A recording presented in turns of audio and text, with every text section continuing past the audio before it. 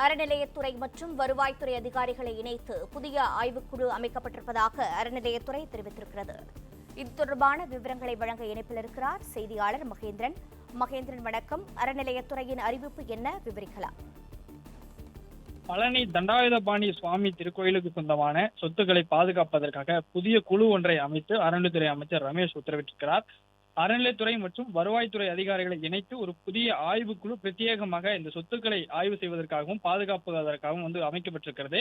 இந்த குழு பழனி திருக்கோயில் சொத்துக்களை முழுமையாக ஆய்வு செய்து கணக்கில் உள்ள சொத்துக்கள் மற்றும் வருவாய்கள், கணக்கில் வராத சொத்துக்கள், சட்டவிரோத ஆக்கிரமிப்புகள் மற்றும் சட்டவிரோத பெயர் மாற்றங்கள் போன்றவை நடந்துள்ளதா என முழுமையாக அறிக்கையை தயார் செய்து அதன் மீது சட்ட ரீதியான நடவடிக்கை எடுக்க அமைக்கப்பட்டிருப்பதாக தெரிவிக்கப்பட்டிருக்கிறது. பழனி திருக்கோவில் சொத்துக்களை முழுமையாக ஆய்வு செய்து கோவில் சொத்துக்களை பாதுகாக்கும் ஒரு முக்கிய முன்னெடுப்பாக இந்த குழு அமைக்கப்பட்டிருப்பதாகவும் தெரிவிக்கப்பட்டிருக்கிறது.